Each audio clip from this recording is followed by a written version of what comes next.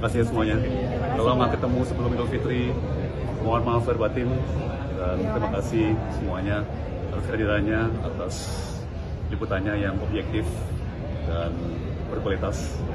Saya sangat menghargai kehadiran teman-teman media semuanya ya. Terima kasih Pak. Mau menyampaikan rasa syukur yang dalam kepada Tuhan Allah yang Maha Esa, karena tanpa perkenannya tidak mungkin saya berdiri di sini saat ini. Saya juga ingin mengucapkan terima kasih yang sebesar-besarnya kepada Presiden Republik Indonesia, Bapak Prabowo Subianto, bersama atas pemberian abolisi, serta kepada pimpinan serta anggota Dewan Perwakilan Rakyat atas pertimbangan dan persetujuannya. Keputusan ini bukan hanya membebaskan saya secara fisik, tetapi juga memulihkan nama baik saya dan kehormatan saya sebagai seorang warga negara. Saya tahu keputusan ini tidak mudah dan saya menghormatinya sebagai sebuah keputusan konstitusional yang lahir dari pertimbangan yang mendalam. Namun saya juga sangat-sangat sadar bahwa banyak pertanyaan, banyak kegelisahan yang menyertai abolisi ini. Saya juga menghormati pandangan-pandangan seperti itu. Teriakan masyarakat yang bersumber dari public common sense tentang rasa keadilan sekarang membuahkan hasil. Saudara Hasto Kristianto dan saudara Tom Lembong yang keduanya telah divonis dijatuhi hukuman penjara oleh pengadilan negeri sekarang mendapat amnesti dan abolisi, yang artinya keduanya nanti harus dibebaskan. Ini bisa dilihat dari pengumuman atau jumpa pers yang dilakukan oleh Wakil Ketua DPR, Pak Dasko Ahmad, yang menyatakan DPR sudah setuju atas usul Presiden melalui dua surat, yaitu surat untuk 1.116 orang diberi amnesti dan satu orang, yaitu Tom Lembong, diberi abolisi. Saudara Hasto termasuk yang diberi amnesti. Perdebatan mungkin hanya teoritis yang akan terjadi. Mengapa yang satu amnesti, mengapa yang satu abolisi? Abolisi itu penghentian terhadap proses hukum yang sedang berjalan atas seseorang. Itu yang berlaku atas Tom Lembong. Sedangkan amnesti peniadaan akibat dari sebuah pemidanaan, sehingga sama juga harus bebas. Tinggal keduanya menunggu keputusan Presiden. Sesudah Presiden kirim surat, DPR setuju, lalu atas persetujuan itu nanti Presiden mengeluarkan kepres memberi amnesti dan abolisi kepada saudara Hasto Kristianto dan kepada Tom Lembong. Tapi yang terpenting sekarang jeritan hati nurani masyarakat agar hukum tidak dijadikan alat politik. Agar hukum itu ditegakkan hukum sebagai hukum. Bukan karena pesanan politik. Sekarang memberi harapan baru kepada kita bahwa hukum akan mulai ditegakkan dan mudah-mudahan ini akan berlanjut. Kita doakan Presiden Prabowo tetap mendapat semangat untuk menjadikan negara ini sebagai betul-betul negara hukum. Jeritan hati masyarakat dan opini publik serta public common sense ternyata benar bahwa kasus yang menimpa Hasto Kristianto dan Tom Lembong memang sangat kental nuansa politiknya, dan itu tidak boleh diulangi lagi. Selamat untuk Mas Hasto Kristianto, selamat pula untuk Mas Tom Lembong, dan selamat kepada masyarakat sipil, para pembuat amicus curiae, dan para akademisi yang telah meneriakkan kebenaran agar hukum dipandang sebagai hukum. Hukum tidak boleh diintervensi oleh politik atau pesanan-pesanan yang bersifat politis.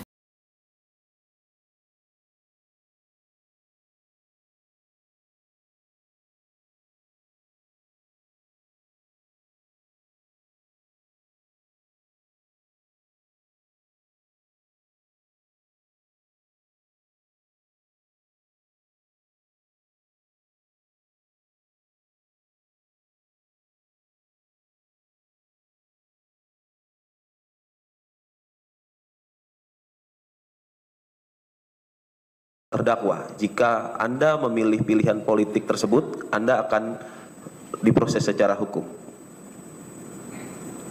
Saya akan mengatakan tidak ada ancaman langsung, tapi sudah banyak ancaman tidak langsung ya, oleh orang-orang yang berada dalam pemerintahan maupun orang-orang yang dekat dengan pemerintahan, ya, bahwa akan membawa konsekuensi, termasuk potensi konsekuensi hukum apabila saya memilih sebuah posisi yang berseberangan dengan penguasa.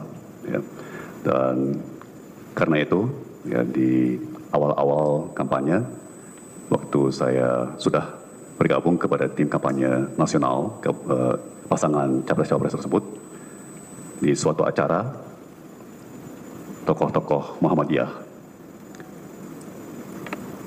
saya ditanya,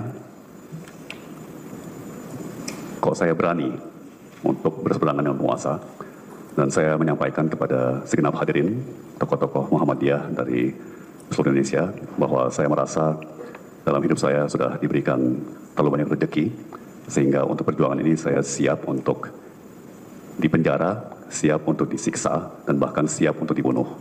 Ya, jadi ekspektasi saya sudah saya sesuaikan. Ya, meskipun saya tetap shock dan tetap kecewa, ya. Secara rasional, saya mengetahui bahwa arah perkembangan sistem perpolitikan kita memang sudah ke arah seperti itu. Iya, selanjutnya tadi saya cukup menarik dengan keterangan terdakwa. Terdakwa dengan pendidikan tinggi, memahami konsekuensi pilihan politik, dan faktanya hari ini terdakwa duduk di kursi yang tidak diinginkan oleh siapapun. Pertanyaannya adalah, kenapa saudara masih mau bertahan di Indonesia? Mungkin saya menjawabnya di dua level, ya, di dua tingkat. Pertama, menjadi fakta realita kehidupan manusia, bahwa kalau kita mau meraih kebahagiaan yang sejati, kita harus melayani sebuah tujuan yang lebih besar daripada diri kita sendiri, daripada keinginan-keinginan egosentris atau egois kita sendiri. Jadi kita harus melayani sebuah tujuan yang lebih besar, kalau bisa yang lebih mulia daripada sekedar hal-hal material.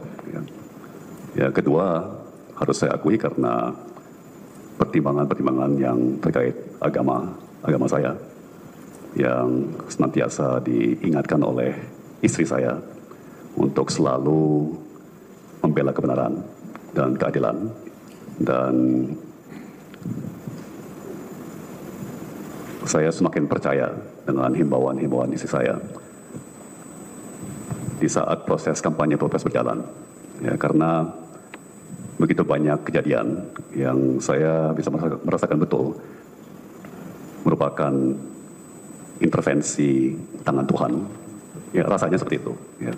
Dan istri saya yang banyak bersahabat dengan pastor-pastor romo-romo menceritakan ke saya bahwa dia dapat begitu banyak pesan WhatsApp dari romo-romo mengatakan, Bu Siska, mohon titip untuk Pak Tom, sampaikan, ya, terus suarakan kebenaran. Dan istri saya selalu mengajarkan saya bahwa semua hal yang terjadi adalah rencana Tuhan, dan kedua bahwa rencana Tuhan itu selalu sempurna, ya. Dan secara rasional saya bisa mengerti bahwa memang seringkali bertahun-tahun setelah kejadiannya kita kemudian menoleh ke belakang, baru kita mengerti kenapa hal-hal tertentu terjadi. Ya, saya merasa bahwa